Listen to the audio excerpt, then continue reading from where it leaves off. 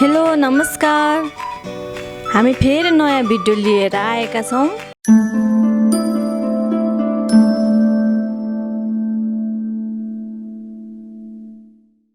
आजको भिडियो विशेष छ है। गर्मी मौसममा छिटो मिठो आलु मटरमा तिलको छोप हालेको अचार कसरी बनाउने भनी सिकाउँदै छौं। अचार बनाउनको लागि हामीलाई चाहिन्छ धनिया, गाजर, टमाटर, प्याज, कागती, खुर्सानी, लसुन र अदुवा, हरियो मटर,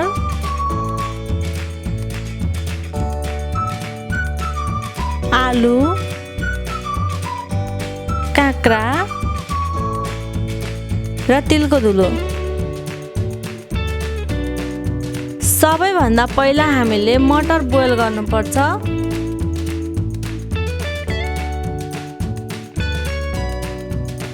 दुई मिनेट जति बोइल हुन दिने। अब हामी अचार बनाउन जाँदैछौँ। एउटा भाँडा लिने र क्रमैसँग यसमा सामानहरू हाल्ने। हामीले काँक्रा लगायौँ, त्यसपछि टमाटर,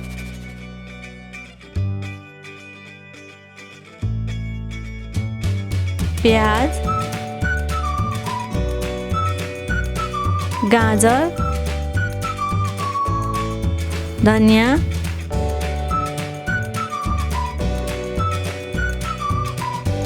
खुर्सानी। अब थोरै तातो तेलमा बाह्र मसला लगाउने। लसुन अदुवाको चाना र सुकेको खोर्सानी पनि लगाउने। आवश्यक अनुसार खोर्सानीको धुलो, त्यसै गरी बेसा र नुन लगाई एकछिन खारिन दिने।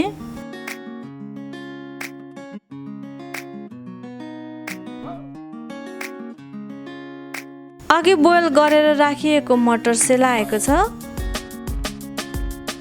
हामी यसलाई अचारको भाँडामा लगाउँदैछौँ।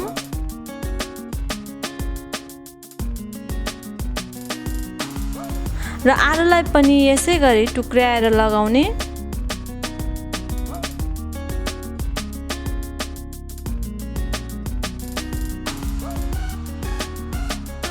अब खारेको मसलालाई पनि भाँडामा लगाउने।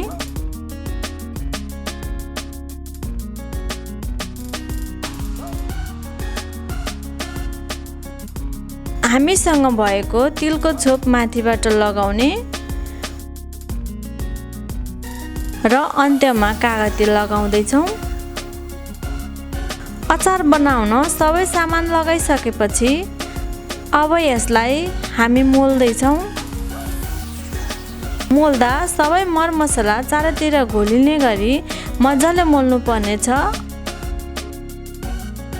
अनि मात्र अचार स्वादिष्ट हुनेछ। ल, हाम्रो अचार तयार भइसकेको छ। हेर्दै खाउँ खाउँ लाग्ने, मुखमा पानी आउने अचार हजुरहरू पनि बनाउने होइन त? आजको भिडियो हजुरहरूलाई कस्तो लाग्यो कमेन्टमा भन्नुहोस् है।